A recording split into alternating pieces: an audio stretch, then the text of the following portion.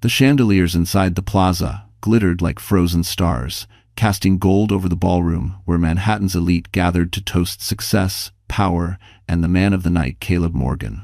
In a tailored midnight blue suit and the smug confidence of someone who believed he owned the world, Caleb lifted his champagne glass for the cameras. His hand rested possessively on the waist of the woman beside him, Sienna Brooks, his younger, stunning mistress dressed in a silver gown that clung to her like a promise of a new future. But the real future was walking through the doors behind him. Grace Miller stood at the threshold, her breath trembling as the cool air from the hallway brushed against her skin. 6 months pregnant, her hand instinctively cupped her belly, grounding herself. She was never meant to be here, Caleb made that clear. You'll only drag the energy down, he'd said hours earlier before leaving their penthouse without a backward glance. Yet here she was, in the very hotel where her husband chose to celebrate a partnership she helped build, standing beside the woman who destroyed her marriage. Her eyes scanned the ballroom. Flashing cameras, laughter polished like marble, high-net-worth guests swirling around with crystal flutes and Mont Blanc pens tucked into designer pockets. Grace felt small, invisible, but not broken, not tonight. Caleb finally saw her. The smirk on his face faltered, just for a second, before he leaned down and whispered something into Sienna's ear. The young woman turned, amusement dancing in her eyes, the kind reserved for those who believe they've already won. Grace's heart hammered painfully. She remembered the contract she had signed that morning.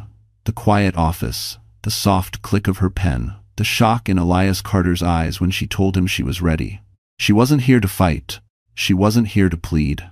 She was here because everything Caleb thought belonged to him didn't anymore. Across the ballroom, Caleb raised his glass again, this time directly at her, a silent mockery, an unspoken dare. The crowd followed his gaze, their murmurs rising. And in that charged instant, Grace took her first step forward. The night Caleb believed he had won was about to become the night he lost everything. Because he still didn't know what she had done. Grace Miller had always lived quietly, the kind of woman who made the world steadier without asking for applause. Long before the glittering ballrooms, company galas, and headlines that bore her husband's name, she was the girl who grew up in a modest Cleveland neighborhood, raised by a single mother who worked double shifts at a hospital. Grace learned early how to survive storms without making noise, how to stay calm, how to listen, and how to build a life brick by brick. She earned a scholarship to study finance at Columbia University, working evenings at a small bookstore while dissecting balance sheets and market models on her second-hand MacBook Air. She was brilliant, but more than that, she was consistent, patient, and quietly ambitious. Never flashy, never loud, just steady. That was exactly what drew Caleb Morgan to her.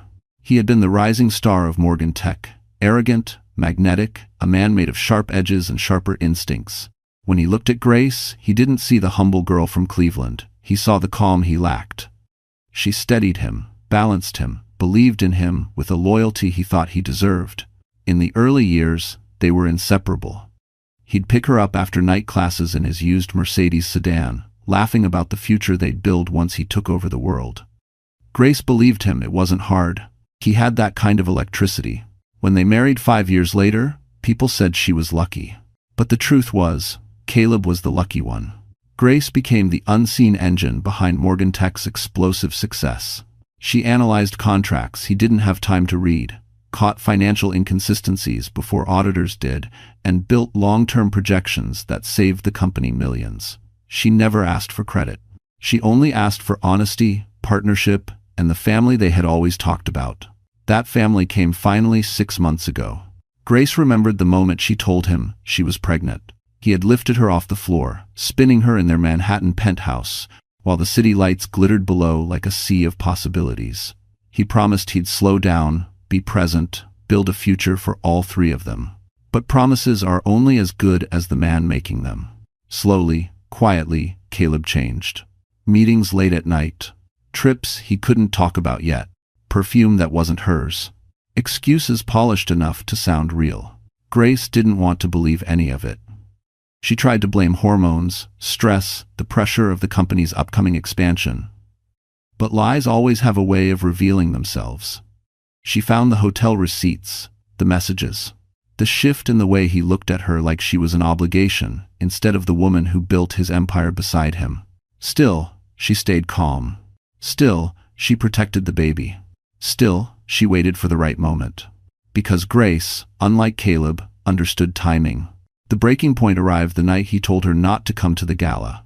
"You'll slow everything down," he said, without looking up from his phone. "You should rest. Stay home." That was when she realized something important. He didn't just betray her. He underestimated her. And when a man underestimates a woman who knows his company's entire financial skeleton, he is preparing his own downfall. That night, Grace didn't cry. She opened the old corporate charter Morgan Tech had been founded on, and found the clause that would change everything. But Caleb would learn the truth in the most public way possible. New York had a way of swallowing people whole, chewing them up with its blinding lights, its towering ambition, and its relentless pace. But tonight, the city felt sharper than usual, as if it were holding its breath for the storm about to break. Snow dusted the sidewalks outside the Plaza Hotel, settling like powdered sugar on the black coats of doormen, ushering guests into the grand entrance. Limousines lined Fifth Avenue, headlights gleaming against the polished marble of the iconic facade. Inside, the grand ballroom shimmered with excess. Crystal chandeliers floated overhead like frozen constellations. Tables draped in ivory linens formed perfect rows, each set with fine silverware and sparkling glassware that caught every glint of golden light. The sound of clinking champagne flutes and polished laughter rolled through the space like a rehearsed symphony. This wasn't just an event, it was a declaration of wealth, a place only the boldest, richest, and most connected dared to enter. Tonight's spotlight belonged to Morgan Tech. Investors, board members, and city officials packed the room, eager for the announcement Caleb Morgan had teased for weeks. Rumors buzzed like electricity, new partnerships, new expansions, new authority. And Caleb, with his meticulously crafted image, made sure every detail reflected his dominance. Even the stage's backdrop, a towering digital display of the Manhattan skyline, seemed to echo Caleb's belief that the city belonged to him. Grace knew this world well. Too well. She stood near the edge of the ballroom, taking it all in. The waterfall-like drapery, the soft hum of a string quartet, the faint scent of Dior perfume mingling with the aroma of truffle canapés served by waiters in crisp white gloves. She remembered the early years attending events like this beside Caleb, her hand tucked into his arm, her eyes full of pride each time someone toasted his brilliance. Back then, she believed they were a team, but now the gold felt colder. The chandeliers felt harsher. Everything that once looked grand now felt like a stage for betrayal. Grace touched her belly, grounding herself. The baby moved, a small reassurance in a room built on deception. She inhaled, feeling the dry warmth of the ballroom brush against her cheeks, and forced herself to look toward the stage area, where Caleb and Sienna stood surrounded by cameras. Caleb was soaking in attention like sunlight. His laugh carried across the room, loud, polished, practiced. Sienna leaned into him, as if already draped in his last name. Grace swallowed hard. This used to be her world. Her husband. Her company. Her seat beside him. But tonight, everything had shifted. When she'd stepped into the plaza earlier, she felt the weight of the building's history. A place where fortunes had been made, lost, reclaimed. A place where people performed versions of themselves for the world to applaud. And Grace, for the first time, wasn't performing. She wasn't pretending everything was okay. She wasn't hiding the truth. She was stepping into her role quietly, without fanfare, the way she always had. A waiter passed by her with a tray of sparkling water. Grace took a glass, the cool condensation dampening her fingertips. She scanned the room again, noticing how guests dressed in tailored suits and gowns drifted like planets around Caleb. And she realized something powerful. Caleb didn't just underestimate her. He underestimated the setting. The plaza wasn't just a venue. It was the perfect stage. Because soon, under its golden chandeliers and its unforgiving spotlight, secrets would shatter, alliances would crumble, and every eye would turn toward the woman Caleb cast aside. And Grace knew the moment was coming faster than anyone in that room expected. Caleb Morgan had always been a man who believed the world belonged to him. Power wasn't something he earned, it was something he expected. Even before Morgan Tech became a billion-dollar giant, Caleb carried himself like a man destined to own entire skylines. He spoke with the precision of someone who believed every sentence he delivered was important. He walked like no one had the right to stand in his way. And he loved attention the way other men loved oxygen. Tonight, he was in his element. Under the chandeliers of the plaza, he moved through the crowd with the confidence of a king surveying his kingdom. Investors clapped him on the back, reporters angled for photos, and board members circled him hoping to catch a second of his time. Every compliment inflated him just a little more, feeding a hunger that had taken over long before he realized it. Caleb didn't just want success. He wanted worship. And Sienna Brooks knew exactly how to give it to him. She stood beside him in a silver dress that shimmered like liquid metal, her manicured hand resting lightly on his arm. She was 27, bold, sharp, and hungry for upward mobility. Sienna wasn't naive. She wasn't accidentally swept into an affair with a married CEO. She had seen the cracks in Caleb's marriage before he even admitted them. She knew how to make him feel young again, powerful, desired. She understood exactly which compliments inflated his ego and which tears softened his temper. To Caleb, she was excitement. To Sienna, he was a ladder. Her smile tonight was polished, rehearsed, calculated. She whispered into his ear between photo flashes, praising him, feeding him the validation he craved.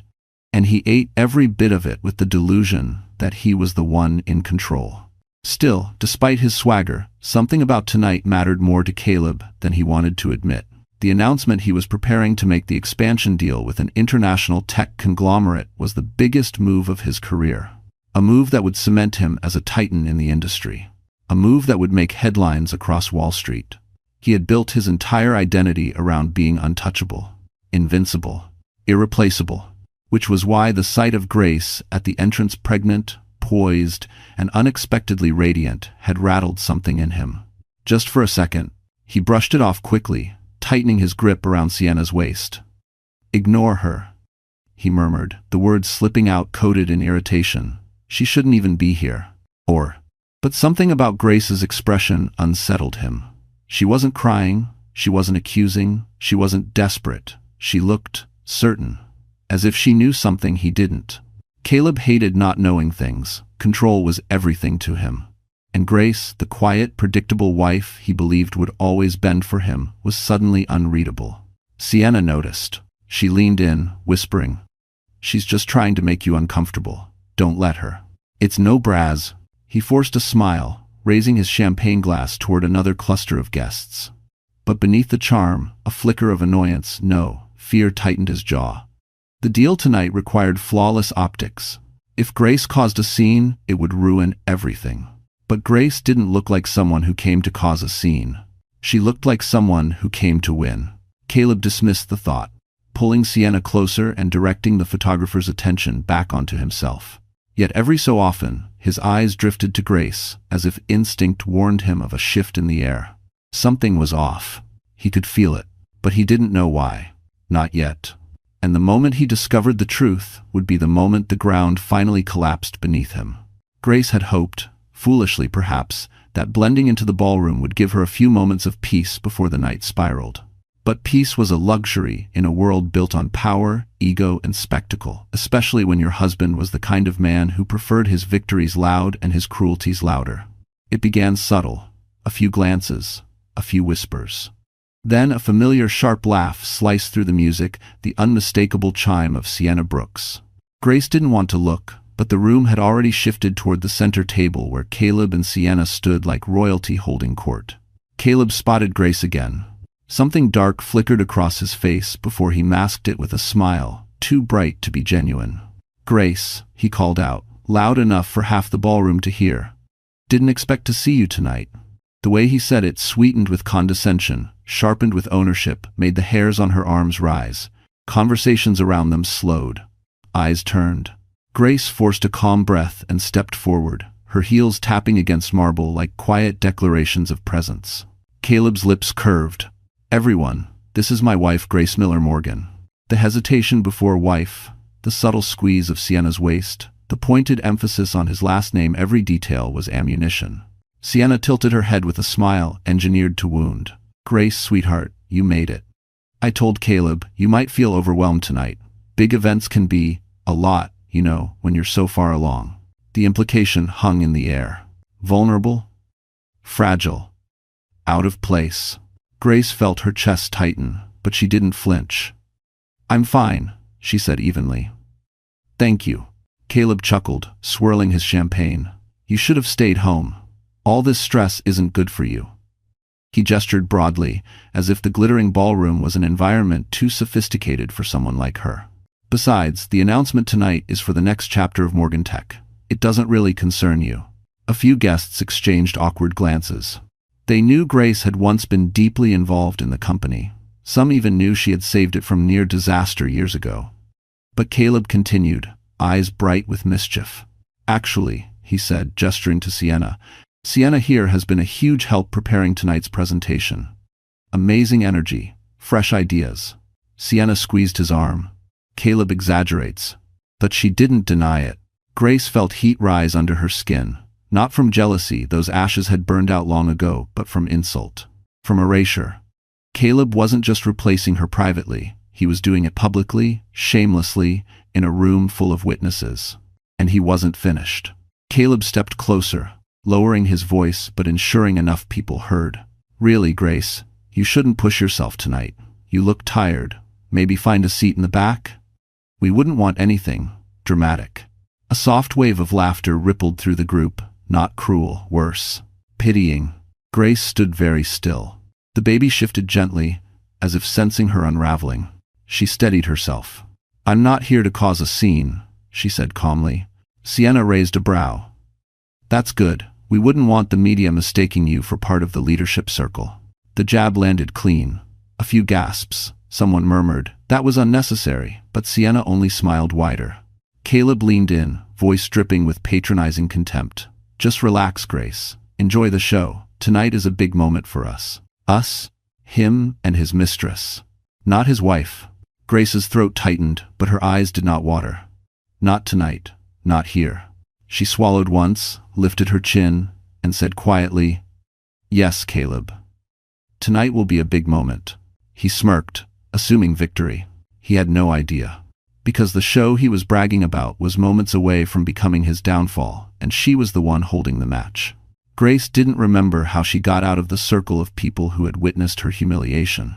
One moment she was standing under the brutal glow of the chandeliers, and the next she was slipping through the side doors of the ballroom, her breath shallow, her heart hammering against her ribs like it was trying to escape.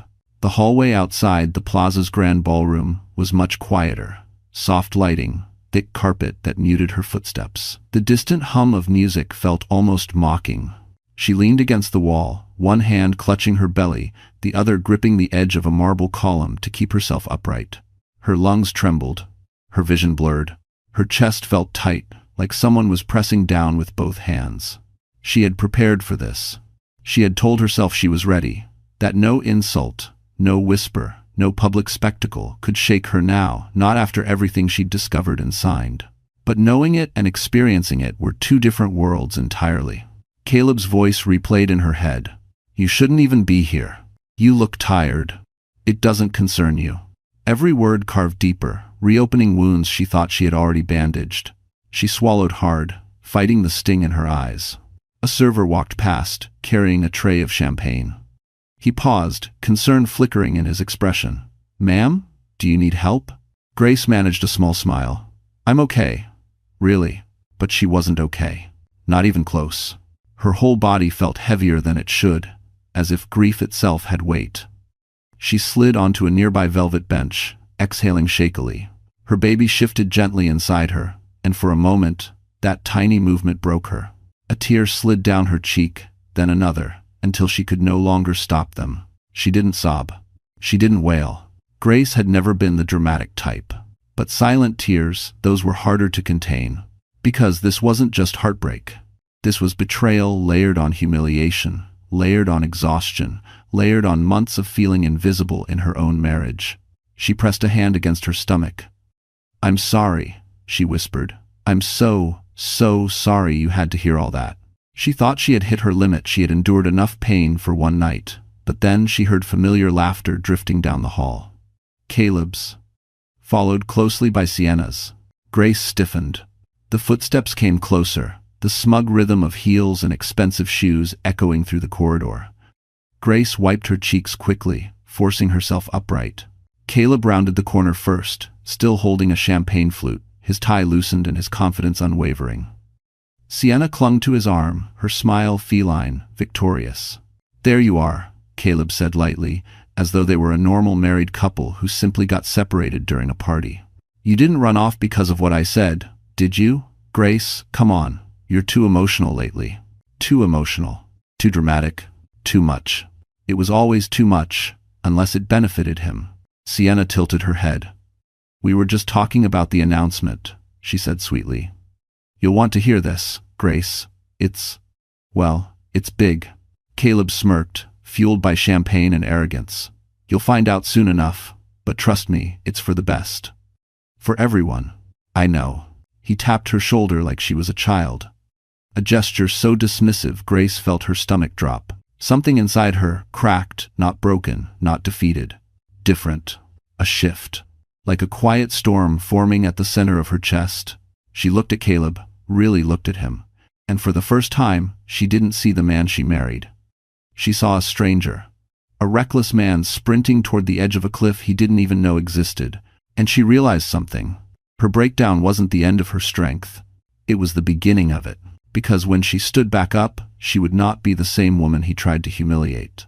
Grace wiped her face slowly, breathing through the last tremors of her breakdown. When she stood again, she felt strangely steadier, as if the tears had rinsed away something heavy enough to let clarity return. Her heartbeat found its rhythm, and the air that once felt sharp now felt purposeful. The moment Caleb and Sienna's footsteps faded, Grace reached into her clutch and pulled out her phone. A single message from Elias Carter sat on the screen. "All documents cleared. Activation timestamp recorded. Step 2 begins when you decide." Her pulse thudded. Step 2. She had known tonight would come with challenges, but she hadn't expected the weight of humiliation to hit this hard.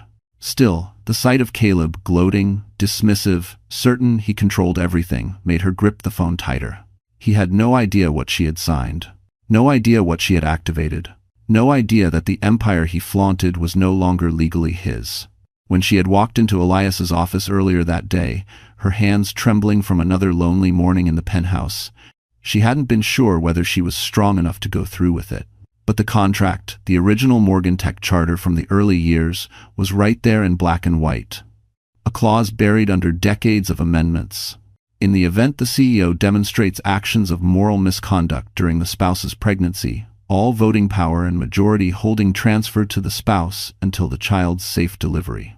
It sounded archaic, almost absurd. A relic from the company founder's obsession with family integrity, but it was legally binding. Caleb had never removed it. He didn't even know it existed. He had built an empire on arrogance, and arrogance made him sloppy. Elias had walked her through every page, every signature line. "You understand," he said carefully, "that activating this clause gives you controlling interest. 51%. No board vote can override it." Grace had nodded.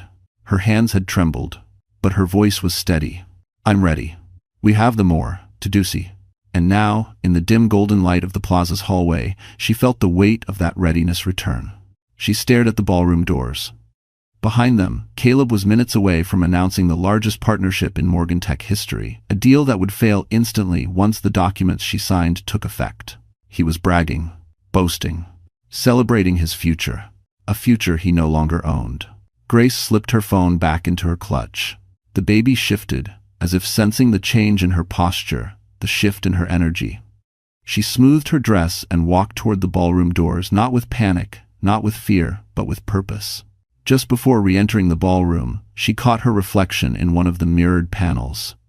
Her eyes were puffy, yes. Her cheeks were flushed. But there was something else, too. Resolve. She no longer looked like a woman breaking. She looked like a woman rising. Inside, applause roared as Caleb took the stage, spotlight spilling over him like a crown. He adjusted the microphone, confidence radiating from him like heat. Sienna stood proudly beside him, ready to bask in the glow of his success. Grace stepped deeper into the ballroom. The lights, the cameras, the whispers, all of it washed over her. Caleb tapped the microphone. "Ladies and gentlemen, Tonight marks the beginning of a new era. Grace stopped walking. Because Elias had just entered through the back doors, holding a sleek black folder. His expression was calm but urgent. Their eyes met. He nodded once. It was time. Grace turned back toward the stage, her breath steady, her chin lifted. And at that exact moment, Caleb noticed Elias, and the confident, unshaken way Grace began walking straight toward them. Grace had always been the quiet one in any room, unseen, underestimated, the supportive shadow beside a man who demanded all the light. But as she re-entered the ballroom, something in the air shifted. It wasn't dramatic or flashy. It was subtle, a soft tightening in the atmosphere, like the pause before a storm that no one knew was coming. She walked with a steadiness she hadn't possessed 30 minutes ago. Her posture straightened, her chin lifted. The humiliation she had endured earlier no longer clung to her. Instead, it had crystallized into something sharper, cleaner, resolve. Her dress, a simple navy gown that once made her feel invisible, now felt like armor. The understated jewelry she wore, gifts from years when Caleb still pretended to love her, glimmered under the chandeliers like quiet symbols of a past she was finally ending. Even her steps sounded different, as though each click of her heel was a declaration that she was no longer playing small. And people noticed. Eyes followed her first, out of curiosity, then confusion, then something like recognition. "That's the wife," someone whispered. "She looks different, stronger." Grace didn't seek their validation. Her mind was focused, clear. Every step she took toward the stage was fueled by the simple truth: she was the majority owner of Morgan Tech now. Legally, permanently, irrevocably. All she had to do was claim it. Elias Carter caught up to her halfway across the ballroom. His expression was composed, but there was an unmistakable urgency in his tone. "Everything is official. Once you take the stage, public acknowledgement triggers the clause fully." Grace nodded. No fear, no trembling. "Are you sure you're ready?" he asked quietly. She met his eyes, eyes that showed respect, not pity. "I've never been more ready for anything." She meant it, because something had changed in her.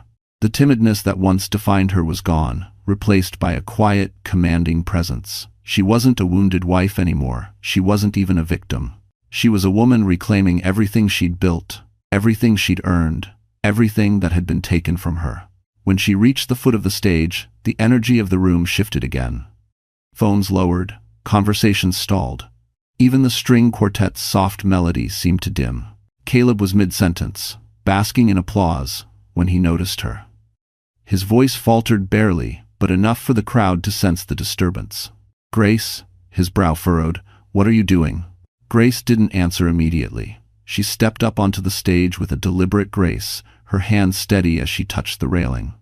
The baby kicked gently, as if offering reassurance. She stepped beside Caleb, not behind him, not beneath him, beside him. To the audience, it looked like a wife finally confronting her husband. To Grace, it was the moment she stepped into her rightful power. Sienna's smile snapped instantly, like a mask cracking down the middle. She gripped her clutch so tightly her knuckles whitened. "Caleb," Grace said softly, but her voice carried through the speakers with surprising strength. "Before you continue your announcement, I have something to say." A hush fell. Caleb forced a laugh. "Grace, sweetheart, this isn't really the time." Grace raised a hand, silencing him. A simple motion, but powerful enough to make the entire ballroom exhale as one. Her transformation was complete. She didn't need makeup or a new dress or a dramatic reveal. Power looked good on her because it was finally hers. Elias stepped forward from the audience, holding the black folder that contained the truth Caleb had ignored for months. Grace took one breath, calm, measured, and then she reached for the microphone. "Ladies and gentlemen," she said, "there's something you all need to know before my husband continues." Grace's fingers wrapped around the microphone with a steadiness that rivaled the chandeliers above her. The room was frozen, suspended between breath and disbelief. Caleb forced a smile, the kind he used in interviews when cornered, the kind that never reached his eyes. "Grace," he murmured through clenched teeth, "you're embarrassing yourself." To $1. But Grace didn't even look at him. "Ladies and gentlemen," she began, her voice soft but amplified across the vast ballroom. "Before Caleb announces the future of Morgan Tech, you deserve to know the truth about its present." A ripple moved through the crowd. Elias stepped closer to the stage, placing the sleek black folder on the podium. Grace opened it with deliberate calm, revealing the stamped documents that glinted under the lights. Caleb's face drained of color. "This," Grace continued, "is a legally binding activation of a clause written into Morgan Tech's founding charter. A clause my husband forgot existed." Sienna blinked, confusion turning into unease. She leaned toward Caleb. "What clause? Caleb? What is she talking about?" Caleb didn't answer. Sweat gathered at his temple. Grace lifted the document. "The clause states that if the CEO engages in moral misconduct during his spouse's pregnancy, all voting power, assets, and controlling interest of Morgan Tech transfer to the spouse until the child's safe delivery." Gasps exploded through the ballroom. Every head turned toward Caleb, some shocked, some entertained, some vindicated. Grace continued, her voice unwavering. "I activated this clause this morning. It is already in effect. Legally, permanently, and without the possibility of reversal." Caleb lunged toward the mic. "You can't." Grace stepped aside, leaving him to grab the air. "I can. I did." Sienna's lips parted. "Caleb, you said everything was handled. You said she had no power." The room erupted in murmurs. "She owns the company now? Did he really cheat while she's pregnant? This is unbelievable. Serves him right." Grace wasn't finished. "It's important you all know this before tonight's deal," she said calmly. "Any contract Caleb signs from this point forward will be invalid. He no longer has the authority to represent Morgan Tech." Caleb snapped. "You vindictive?" Grace raised a hand, silencing him again. "No, this isn't vindictive. This is responsibility. While you were busy showing off your mistress and pretending I didn't matter, I was protecting the company you were about to destroy." Elias nodded from below the stage. "The clause is airtight, effective immediately." Board members exchanged panicked looks. Investors whispered aggressively. A few already pulled out their phones, sending instructions to halt pending transactions. Caleb tried again, desperation cracking through his voice. "Grace, please, let's talk about this." She met his eyes, and for the first time, he saw nothing he could manipulate, no softness, no fear, only finality. "You didn't talk to me," she said, "when you hid your affair. You didn't talk to me when you decided I wasn't part of your future. So now, I'm not talking, I'm acting." The ballroom stood electrified. Sienna took a step back from Caleb, her expression draining into horror as she realized what his downfall meant for her own future. Grace turned to the audience. "From this moment on, I will oversee all executive decisions related to Morgan Tech. Anyone with pending discussions with Caleb will need to speak with me instead." Everyone. A roar of reactions surged through the crowd: shock, triumph, disbelief, satisfaction. Caleb staggered, gripping the podium like it was the only thing keeping him upright. "Grace, you're ruining me." She looked at him with calm, steady eyes. "No, Caleb, you ruined yourself." Security had begun moving toward the stage, not for Grace, but for him. Whispers swelled. "They're escorting him out. He's done. Today's or them." Did his wife seriously just? And before Caleb could react, the head of security approached with grave professionalism. "Mr. Morgan," he said firmly, "you need to step down." And as Caleb turned stunned, furious, unraveling the entire ballroom, watched the king lose his crown in real time. The ballroom doors hadn't even finished closing behind Caleb before the atmosphere shifted entirely. Moments ago, he had stood at the center of attention, his ego fed by admiration and applause. Now, he was a ghost of himself, escorted down the hallway by security as cameras captured every second of his downfall. His legacy, his pride, his power all slipping through his fingers like sand. Inside, silence held the room together for one final suspended moment. Grace remained on stage, her hand still lightly touching the microphone, but she no longer looked like the woman who had walked into this event trembling with uncertainty. She stood taller, her shoulders squared, her presence commanding without needing to raise her voice. Her transformation wasn't loud, it was dignified, earned, and undeniable. Elias moved closer, stopping just at the foot of the stage. He didn't speak. He didn't interrupt. He simply watched her with a calm respect that warmed her in a way she hadn't expected.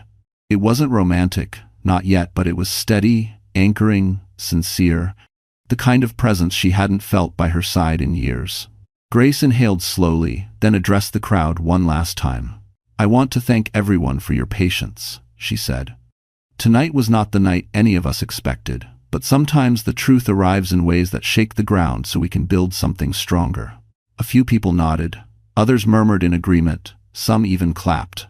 Grace continued, her voice steady. "Morgan Tech will move forward with integrity and transparency. I will ensure that every decision from this point on reflects the values this company was founded on: stability, honesty, and responsibility." This time, applause grew gentle at first, then fuller, fueled by relief, curiosity, and admiration. Grace let it wash over her without letting it consume her. She wasn't here for applause. She was here to build a future for herself and her child. After stepping down from the stage, she walked through the crowd. People approached her, board members shaking her hand, investors offering support, even strangers congratulating her on her courage. Not once did she falter. When she finally exited the ballroom, Elias awaited her in the quiet corridor. "You handled yourself with remarkable composure," he said softly. Grace smiled, one that reached her eyes for the first time that night. "I didn't think I could, not until it was happening." "You did more than handle it," Elias said. "You rewrote the entire direction of this company. And you protected your future." Grace gently placed a hand on her belly. "Our future," she corrected. For a moment, they stood in the warm hush of the hallway, the muffled sounds of the ballroom fading behind them. It felt like the end of a war, not joyful, but peaceful, resolute. Grace wasn't walking away with revenge. She was walking away with justice. As they stepped outside the plaza, snowflakes drifted around them, glowing under the city lights. Grace looked up at the skyline, her skyline now, and exhaled the weight she'd been carrying for so long. She had lost her marriage, but she had found herself, and she had secured a future far brighter than anything Caleb ever offered. Elias held the door open for her as a town car arrived, sent by the board. "Grace," he said gently, "this is only the beginning." But 8. She glanced back at the plaza, the place where everything collapsed and everything began. "No," she said softly, "this is the beginning of the right chapter." She stepped into the car, heart calm, future steady. And for the first time in a long time, Grace knew she had truly won. Caleb Morgan had always thought of himself as untouchable. Even as the security team escorted him out earlier, some part of him believed the nightmare was temporary, a misunderstanding he could fix, a problem he could charm his way through. He had built an entire identity on the illusion that consequences were for other people. But illusions don't survive daylight. By the time he stumbled out of the service hallway behind the plaza, the Manhattan night felt colder, sharper. Snow tapped against his suit jacket like tiny, icy reminders that the world around him had changed without his permission. His breathing turned ragged as he clutched his phone, scrolling frantically through emails, dozens of missed messages, legal alerts, board notifications, and the most devastating ones: "Your access has been suspended. Please direct all inquiries to Acting Chairwoman Grace Miller. Your credentials are no longer valid." He read each one twice, hands shaking. "No," he whispered, voice cracking. "No, this can't be happening." But it was. Just hours ago, he'd walked this same block with the swagger of a man who expected the future to bow at his feet. Now, he was a man stripped of title, authority, and the company he worshipped more than his own marriage. He tried calling Sienna. No answer. He tried again. Still nothing. The third time, her voicemail clicked on immediately, a sign she had manually declined the call. Panic clawed through his chest. He spotted her through the glass doors of the plaza. She wasn't crying. She wasn't distressed. She was speaking with board members, laughing nervously, clearly trying to detach herself from him as quickly as possible. When she finally caught him watching, her expression hardened. Then she turned away. Just like that, gone. The woman he threw his marriage away for evaporated when his power did.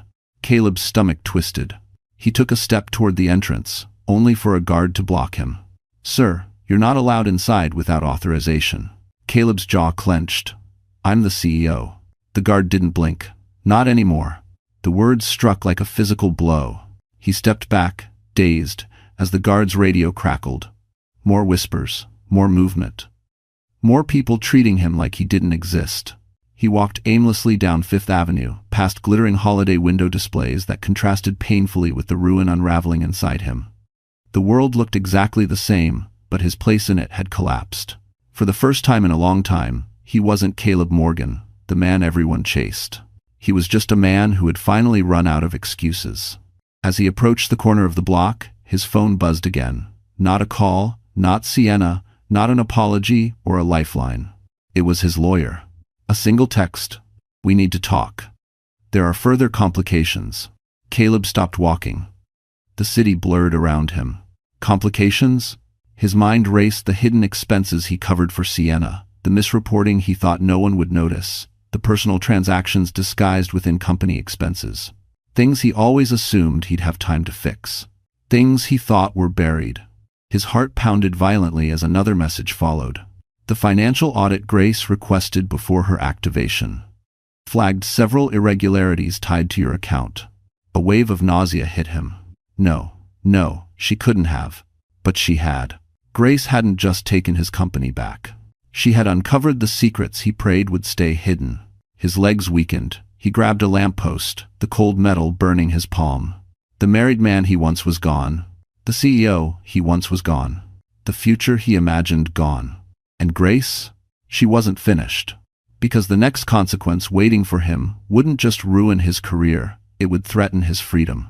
The next morning, Manhattan looked unfamiliar not because the skyline had changed, but because Grace had. As she stepped out of the black town car the board provided, the cold air felt sharper, clearer, almost cleansing. For years, she had walked into Morgantech headquarters as an accessory to her husband's legacy. Today, she walked in as the woman who owned that legacy. Glass doors slid open, and employees froze. Some whispered, some stared, some hurried to adjust their posture. Everyone had seen the videos. The confrontation at the plaza had gone viral overnight.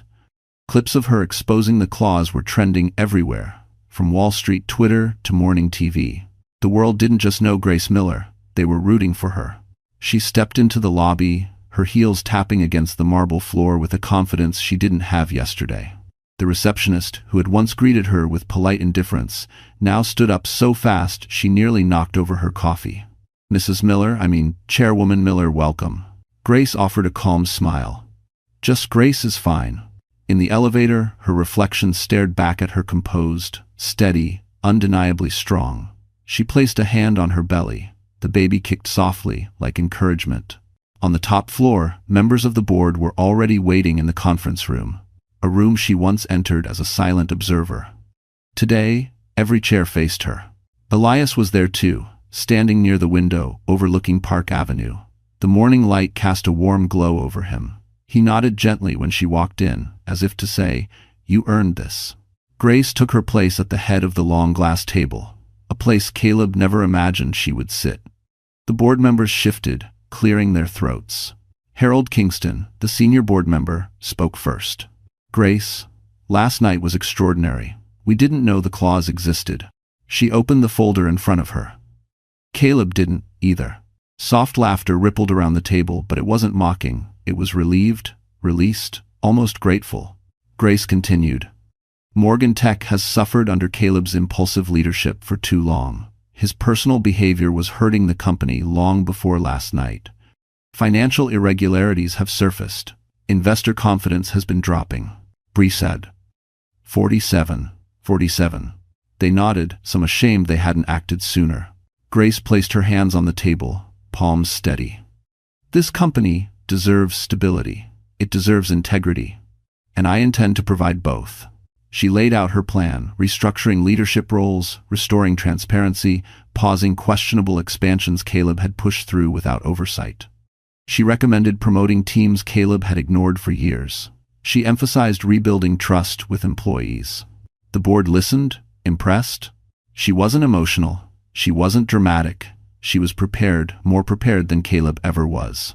"And," she finished, "effective immediately, we will begin a full audit of all CEO-related expenditures from the past 18 months. A quiet gasp. Someone murmured, "That will uncover everything." Grace didn't blink. "It needs to." Elias slid a document across the table. "I'll oversee the audit team myself." Relief swept through the room. They had not just found a leader. They had found a stabilizer. As the meeting ended, board members approached her one by one, thanking her, respecting her, seeing her. Grace let the feeling settle in her chest like warmth spreading through cold glass. When the room finally cleared, Elias stayed behind. "You did well," he said softly. Grace exhaled. "I didn't think I could." "You didn't just step up," he said. "You stepped forward." Her eyes softened. For the first time since the marriage began collapsing, she felt something lighter hope. But before she could respond, her phone buzzed. A message. Unknown number. She opened it. A single sentence. "You don't know what you've started." Grace's breath caught, because the next battle wasn't coming from Caleb but from someone far more dangerous. The message lingered on Grace's phone like a shadow that refused to leave. "You don't know what you've started." No name, no number. Just a warning that cut through her newfound calm like ice water. Grace stared at it for several seconds, the hum of the empty conference room growing louder in her ears. She had expected pushback from Caleb, rage, panic, threats, even desperation. But this felt different. Strategic, calculated, and far more dangerous. She turned the phone toward Elias. His expression hardened. "This isn't from Caleb." Grace swallowed. "Then who?" Elias didn't look away from the screen. "Someone who has something to lose now that you're in control." A chill crawled up her spine. For the first time since last night, the weight of what she'd done, taking over $1 billion company, publicly humiliating a CEO, triggering an audit that could expose major criminal liability, felt real. Not frightening, but real. And real meant enemies. Elias gently took the phone, examining the message. "I'll have our cybersecurity team trace it. In the meantime, stay alert." Hasmalzing. Grace nodded, but inside her chest, unease pulsed like a second heartbeat. And, that afternoon, she toured the executive floor, her floor now. Employees paused, watching her with curiosity, admiration, and the kind of careful respect only a true leader earned. But one office remained closed. Caleb's. Grace stood in front of it, exhaling slowly. Memories flickered, late nights spent reviewing contracts together, arguments about his travel schedule, moments she once mistook for partnership. All illusions, now shattered. She pushed the door open. The office smelled like his cologne, sharp, expensive, artificial. Papers were scattered across the desk in the exact chaotic manner he preferred. Sienna's lipstick-stained coffee cup still sat beside the keyboard. Grace's eyes narrowed. Then she saw it. A stack of unsigned contracts. Not for the expansion deal, those had been prepared for the gala. These were older, hidden. The headers read, International Development Agreement, Confidential. Private Capital Transfer Authorization. Asset Divestment Schedule, Restricted. Her stomach tightened. These weren't deals, Caleb mentioned to the board. Elias followed her inside, his jaw tensing when he read the documents. "Grace, these signatures, these are blank transfer sheets." Grace looked up sharply. "Meaning?" Meaning Caleb was preparing to sell parts of Morgan Tech quietly. Offshore accounts, private investors, deals the board never approved. Her pulse spiked. So he was planning to gut the company. Or cash out and disappear, Elias said. But he couldn't finalize without majority vote. Which, until last night, was him. Grace felt a wave of nausea. Not from fear, from disgust. How long had he been planning this? How long had she been living beside a man building an escape plan? How long had the company been at risk without anyone knowing? Before Elias could say more, Grace's phone buzzed again. She hesitated, then opened the new message. This one was worse. Caleb wasn't working alone. Her breath hitched. Attached was a photo. A man she recognized immediately, Victor Hale, an investor with a notorious reputation, known for hostile takeovers and crushing companies from the inside. Caleb had met with him months ago, but claimed it was nothing serious. Victor Hale never did nothing serious. Elias stared at the screen, color draining from his face. Grace, Victor Hale is one of the most ruthless men on Wall Street. If he was working with Caleb, he'll come after control of the company. Grace steadied herself. Let him come. Her voice didn't shake. Elias looked at her, surprised, impressed. She placed the phone down. I didn't fight my way here to hand anything over. He wants a war? He'll get one. But even as she spoke, another message appeared. This time, it wasn't a warning. It was a promise. Phase 1 begins tonight. Grace exhaled sharply. Because Caleb losing power was just the beginning, the real enemy had finally stepped out of the shadows. Grace always believed she understood how power worked in the corporate world quietly, strategically, behind closed doors. But Victor Hale was not the kind of man who hid in shadows. He preferred to step into a room and let the room bend around him. And that's exactly what happened. That evening, as the city lights blinked awake across Manhattan, Grace returned to her office after a round of department meetings. Plans were forming. Stability was returning. Employees were beginning to trust her. For the first time since the takeover, she felt a small surge of momentum, until her assistant rushed in, breathless. "Grace, sorry, Chairwoman Miller. There's a visitor waiting in the executive lobby. He refused to sign in." "Who is it?" Grace asked. Her assistant swallowed. "Victor Hale." Grace froze. It didn't matter that she had prepared for this. It didn't matter that she'd expected a power play. Nothing could have fully prepared her for facing the man whose name alone could collapse companies. She straightened her blazer and walked toward the lobby. Victor Hale stood by the window, overlooking the glowing grid of Park Avenue, tall, impeccably dressed. A presence so sharp the air seemed to curve around him. His salt and pepper hair and tailored charcoal suit gave him an aura of cold sophistication. He didn't turn when she entered. Only when she stepped fully into the room did he speak. "So, you're the one who toppled the king." Grace's spine stiffened. "I protected a company he nearly destroyed." Victor turned finally, a faint, amused smile touching his lips. His eyes were ice-calculated, assessing, void of empathy. "Elias told me you were sharp," he said. "But he undersold you." Grace didn't flinch. "Why are you here, Mr. Hale?" He stepped closer, hands folded behind his back. "Let's skip the goodwill. You took something Caleb promised me." Grace's breath caught. "Promised?" Victor nodded once. "Caleb approached me 5 months ago. He wanted out, wanted to sell off key divisions of Morgan Tech. I agreed in exchange for majority influence over the restructuring." Grace's stomach twisted. He continued, voice calm and lethal. "We had an understanding. Your husband may have been foolish, but he wasn't useless." "And now?" Grace asked. "Now," Victor said, his smile sharpening, "you've jeopardized years of planning." Grace held her ground. "The deals were illegal, unauthorized, dishonest." Victor's expression didn't change. "Business is never clean, Grace. You want to survive, you have to get dirty." She shook her head. "Morgan Tech isn't for sale. Not to you, not to anyone." Victor chuckled a low, chilling sound. "That's adorable, truly, but you're in my way, and people in my way don't stay standing for long." "Also," Grace's pulse quickened, "is that a threat?" "It's a forecast." Victor slipped a folder from his briefcase and placed it on the table. "You'll want to read this. Caleb gave me access to information that could make your leadership very difficult. And very short." Grace didn't move to pick it up. Victor stepped closer, eyes narrowing. "You humiliated him last night. Do you think powerful men like Caleb lose quietly? He may be down, but he's not finished. And neither am I." "Everyone?" Grace forced a steady breath. "Whatever you think you can use against me, it won't work."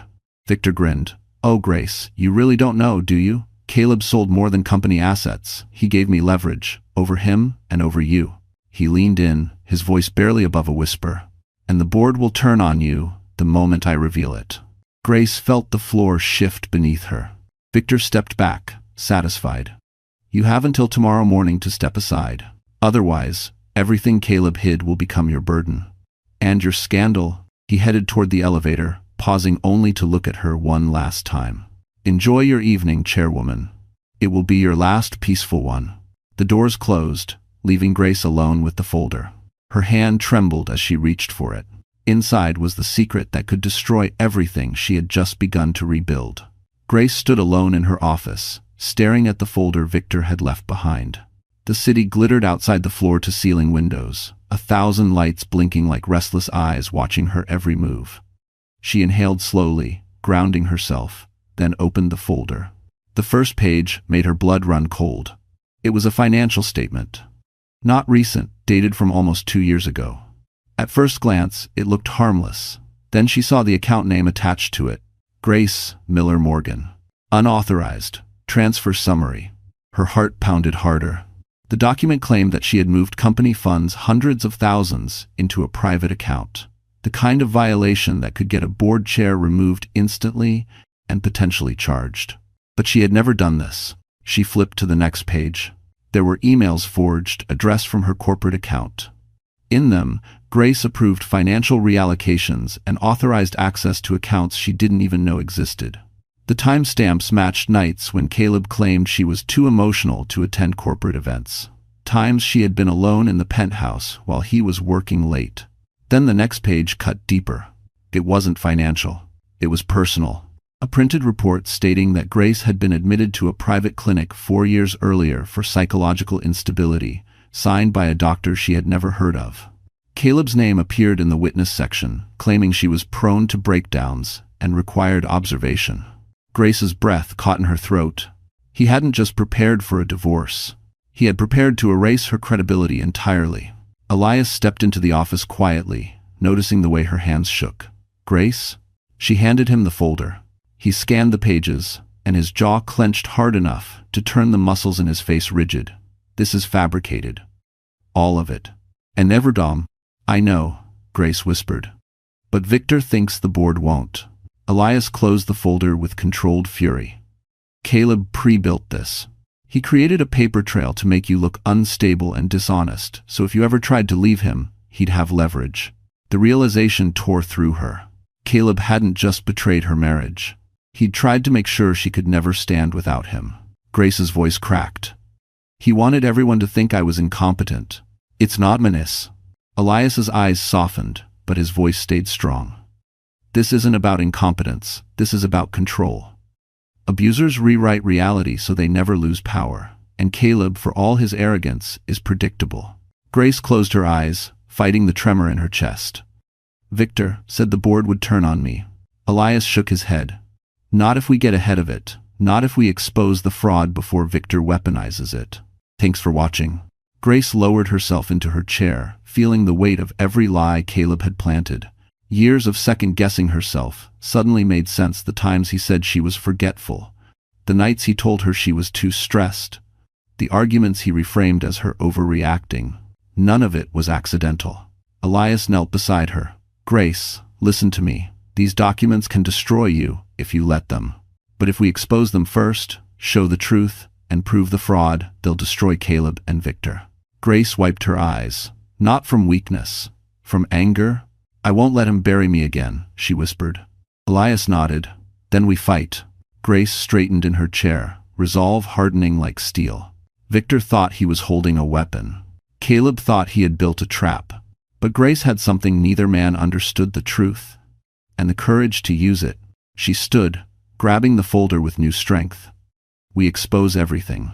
All of Caleb's lies, all of Victor's deals, and we do it before sunrise. Elias smiled faintly. Then we'd better start now. But just as they turned toward the door, Grace's phone buzzed again. A new message. This one wasn't a threat. It was a video.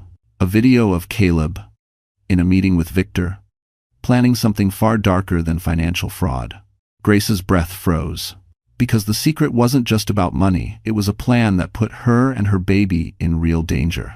Grace didn't breathe for several seconds as the video loaded. The screen illuminated her face with a cold, bluish glow.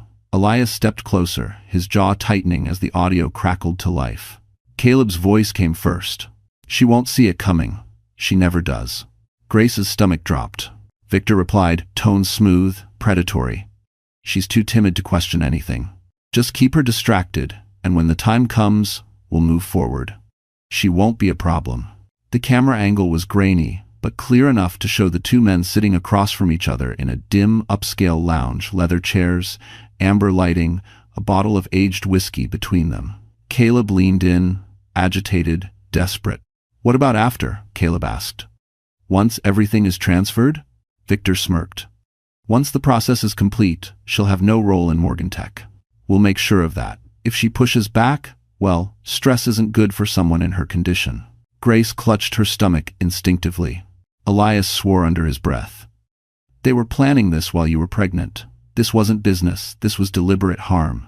The video continued. Caleb rubbed his forehead. She's getting suspicious. She asked about the travel receipts. Victor waved dismissively. Women like her break easily. You just need to keep telling her she's overreacting. Make her doubt herself.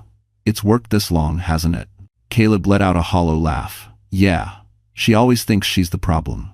Grace's eyes stung, but not with sadness this time, with fury. The video quality shifted as someone walked past the hidden camera. When the view steadied again, Victor slid a manila envelope across the table. In here, Victor said, are the falsified psych evaluations, the financial transfers, the drafts you'll sign on her behalf. If she ever steps out of line or tries to leave, you use this to shut her down. The board won't trust a woman painted as unstable. Caleb hesitated. And if she doesn't back down? Victor leaned forward. Then she loses everything. And the baby complicates things, so take advantage of that. Grace covered her mouth, horrified. Caleb didn't flinch. You're right. She won't see it coming. Victor smiled coldly. Good. Now drink. This empire will be ours soon. The video ended abruptly. Silence swallowed the room. Grace felt like her heart was being squeezed in a fist. Not because of Caleb, she had already stopped loving him, but because she realized just how completely he had planned to erase her. Her identity, her stability, her sanity, all while she carried his child. Elias finally spoke, voice low. This isn't corporate fraud anymore. This is conspiracy, coercion, psychological manipulation. And depending on how far they intended to go, he paused. Possibly endangerment. Grace wiped her eyes. He was never planning to let me leave. Not with the baby. Not with my dignity. Elias placed a gentle hand on her shoulder. Grace, this video is powerful evidence. It turns the entire situation. You're not fighting shadows anymore. You're fighting criminals. Her breath steadied. We need to take this to the board. Yes, but we must do it carefully. Victor will retaliate if he senses a threat. Grace closed the folder, her fingers trembling but determined. He already sees me as a threat. There's no going back. As they moved toward the door, she felt something shift inside her. Not fear, not doubt, but resolve sharper than steel. Caleb tried to break her. Victor tried to silence her. But instead, they awakened something they never expected. A woman who refused to be erased. Grace stepped out of her office, her voice steady. We exposed them at the board meeting first thing in the morning. But as she and Elias approached the elevator, her phone buzzed once more. Another message. This time, it was a photo of her penthouse. Lights on, door slightly open, and a single line beneath it. You're running out of time. Grace's breath hitched, because the war Victor promised had just arrived at her front door. Grace stared at the photo on her phone, her pulse slamming in her ears. The penthouse she once called home glowed under soft ambient lights, lights she hadn't left on. The door in the picture was cracked open, just enough to suggest someone had entered, or was waiting inside. Elias stepped closer, reading the message over her shoulder. His expression shifted instantly, sharpening with protective urgency. Grace, you can't go back there. She shook her head. My things are there. Important documents. And she placed a trembling hand on her belly. I can't let anyone near us. Elias exhaled, steadying himself. Then you're not going alone. I'm coming with you. They left the office through the private elevator, stepping into the cold Manhattan night. Snow drifted slowly, muting the city's noise, wrapping everything in a deceptive calm. A black SUV waited at the curb, one of the company vehicles. Elias opened the door for her, scanning the street with the vigilance of someone who understood exactly how far men like Victor Hale could go. As they drove toward the penthouse, Grace's mind raced. Caleb's betrayal had cut deeply, but Victor's threat, cold, calculated, unrestrained, was different. Caleb wanted control. Victor wanted annihilation. Grace, Elias said softly, careful not to overwhelm her. If Victor sent that message, he's escalating. He wants you scared. And he wants you unstable before tomorrow's board meeting. Grace nodded, gripping the seatbelt. He doesn't know me. Elias looked at her, a small but fierce respect in his eyes. No, he doesn't. They arrived at the building. Grace's breath fogged in the cold as she stepped out of the car. The lobby attendant jolted upright when he saw her. Mrs. Miller, chairwoman, I didn't expect you tonight. Grace forced a smile. Everything all right in the building? He hesitated. There was a man asking about you an hour ago. Grace felt her stomach drop. Did he give a name? No, just said he had personal business with you. I told him you weren't home. He left. Elias's jaw tightened. Let's get upstairs. The elevator ride felt impossibly slow. The higher they rose, the heavier Grace's breathing became. When the doors finally parted on the penthouse floor, a cold dread drifted into her chest. The hallway was silent. Too silent. Elias motioned for her to stay back. He pushed gently on the penthouse door. It swung open without resistance. Grace clutched her belly, fighting the urge to panic. They stepped inside. The lights were on. A glass of water sat on the counter. Her coat had been moved from the closet to the arm of the sofa. Someone had been there, maybe still was. Stay behind me, Elias whispered, navigating the room with slow, deliberate steps. Grace didn't speak. Her throat was tight, her hands cold. She looked around. Nothing was broken, nothing stolen. This wasn't a robbery. It was a message, a violation, a warning. Elias checked the hallway, the kitchen, the bedroom, nothing. But when he stepped into Caleb's old office, he froze. Grace, he said, voice low but urgent. You need to see this. She walked in, and the world tilted. Papers were scattered across the desk. Not Caleb's documents. Hers. Copies of her medical records, photos of her walking into Morgan Tech, even a close-up picture of her ultrasound. A single message was written across the top page in red ink. Everything you love becomes leverage. Grace felt her knees weaken. Elias steadied her, fury blazing in his eyes. This is Hale. He's pushing psychological warfare. He wants you shaken before tomorrow. Grace wiped her face, but this time the tears weren't fear, they were rage. He thinks this will make me back down. 80. Elias shook his head. He's wrong. Grace straightened, spine tightening like steel. We go to the board tomorrow. We expose everything. They want war? We meet them on the battlefield. But just as she turned toward the door, her phone buzzed again. One message, a location, and a time. Midnight. Come alone, or the next threat won't be a warning. Grace's breath caught, because Hale wasn't finished, and now he wanted a face-to-face confrontation. The clock on Grace's phone struck 11:42 p.m. as she stepped out of the SUV and onto the dimly lit pier. The East River churned quietly below, reflecting the glow of the Manhattan skyline. The location Victor had sent felt deliberate. Isolated, industrial, far from witnesses. The kind of place where corporate threats could turn into something far darker. Elias had begged her not to come alone, but she hadn't. He waited in the SUV, hidden in the shadows, watching every move. Grace tightened her coat around her belly as icy wind sliced through the air. She walked toward the end of the pier, lights flickering overhead like dying stars. And there he was, Victor Hale, standing with the calm posture of a man who believed he owned every part of this city. He turned before she reached him, a cold smile pulling at his lips. Grace Miller, he said smoothly, you're punctual. That's a rare trait these days. She kept her voice steady. You said it was urgent. End quote. It is. Victor clasped his hands behind his back. I thought we should have a civilized conversation before tomorrow's board meeting. You know, established terms. There are no terms, Grace replied.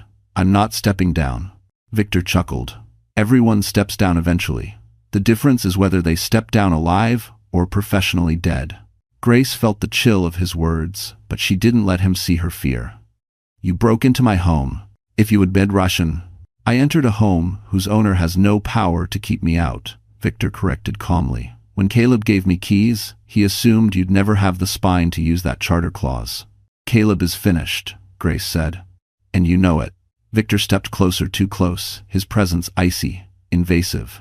Caleb was a pawn, a foolish, emotional man. I never put faith in him. But you? He tilted his head. You're becoming a problem. Grace didn't step back. You can threaten me. You can scare me. But tomorrow morning, I'll expose everything. The video, the forged documents, the entire conspiracy. Victor's eyes hardened. You think the board will believe you? A pregnant woman with a history of psychological instability? That report was fake, Grace snapped. Fake, Victor admitted, but effective. Grace's breath shook, but she didn't break. You underestimate me the same way Caleb did, and look where that got him. Victor's jaw twitched. Be careful, Grace. You're playing a game built for men with sharper teeth. Grace met his stare. I'm not playing a game. I'm telling the truth. And the truth will bury both of you.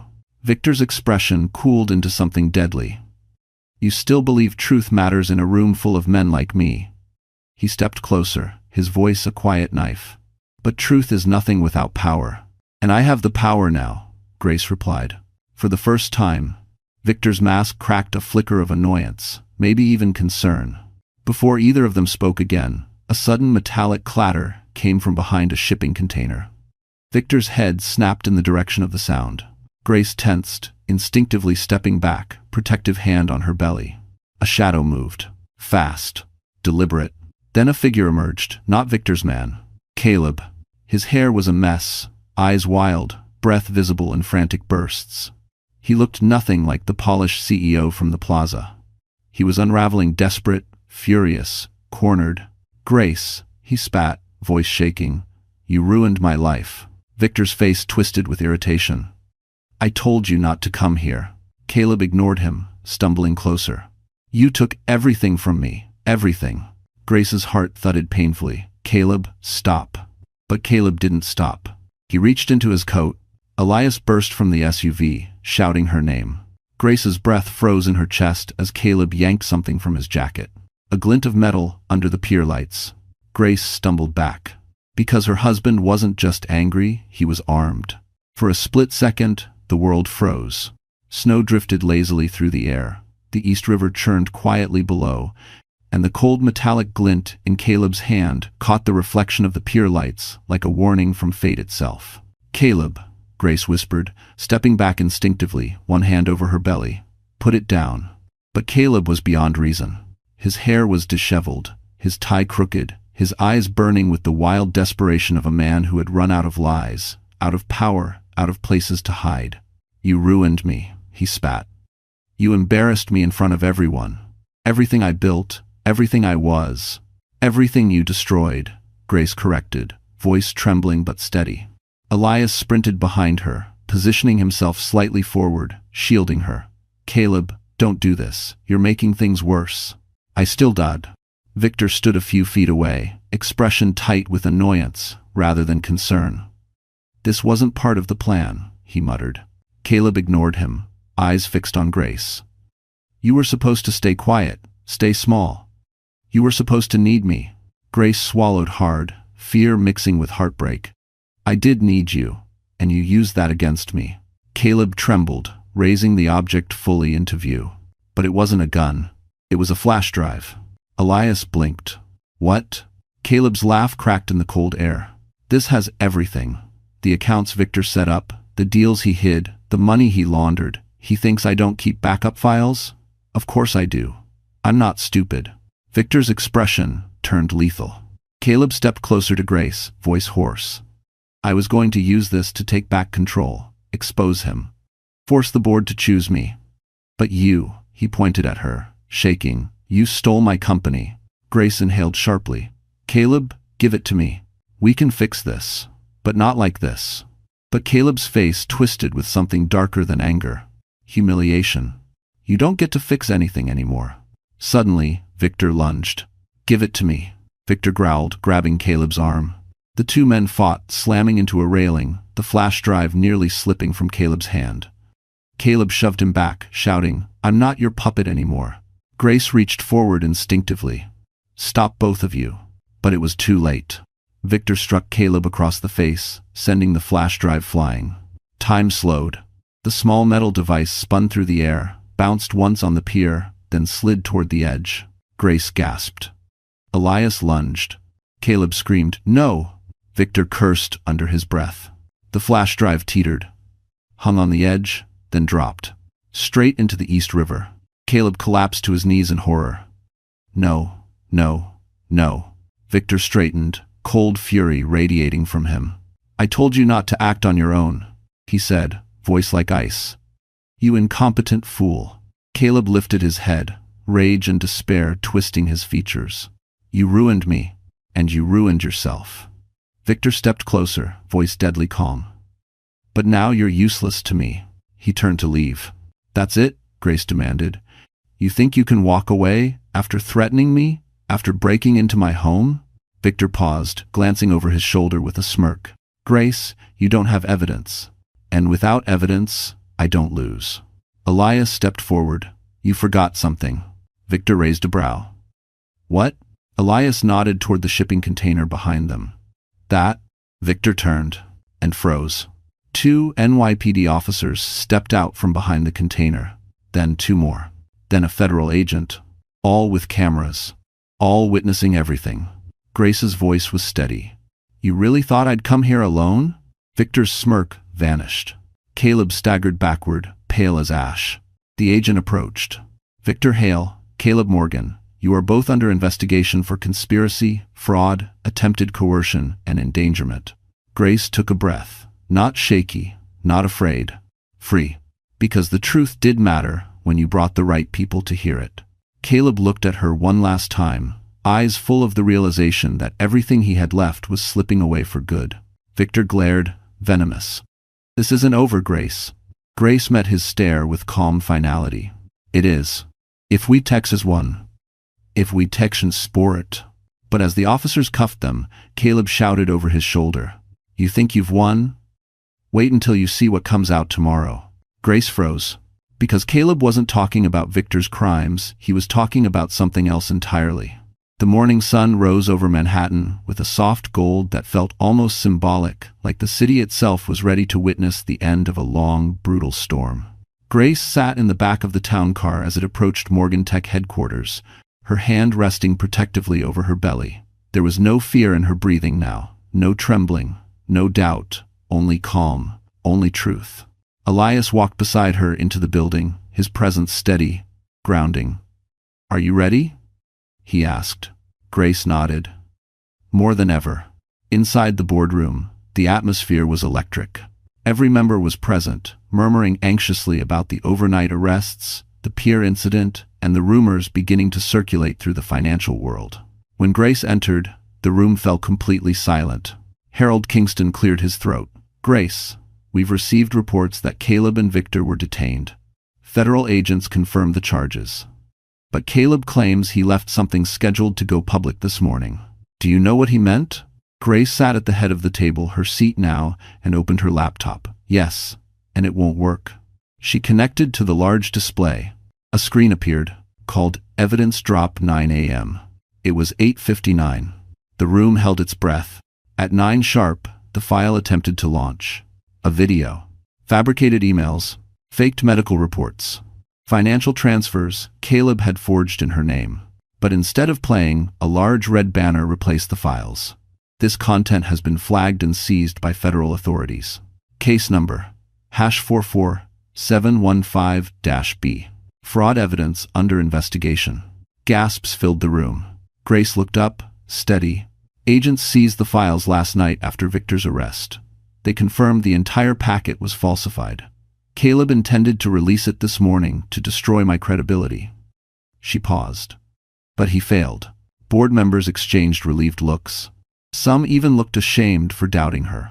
Harold leaned forward. Grace, your husband didn't just betray you. He betrayed all of us. It's clear now. His voice softened. And it's equally clear you saved this company. The room murmured in agreement. Grace breathed slowly, her heart warming with something she hadn't felt in months' safety. She stood. Before we begin our agenda, I want to say only this. No empire is worth building unless it's built with integrity. Today, Morgan Tech moves forward on solid ground. Applause broke out, sincere, grateful, unanimous. By the time she exited the building, reporters waited outside. Cameras flashed, microphones reached toward her. But Grace didn't shrink. She didn't hide. Chairwoman Miller, one called. Do you have a statement on your husband's arrest? Grace paused. For once, her story didn't hurt. I wish him healing, she said honestly. But accountability was long overdue. Due office. Another reporter asked, What's next for you? Grace smiled gently. A future I'm finally proud of.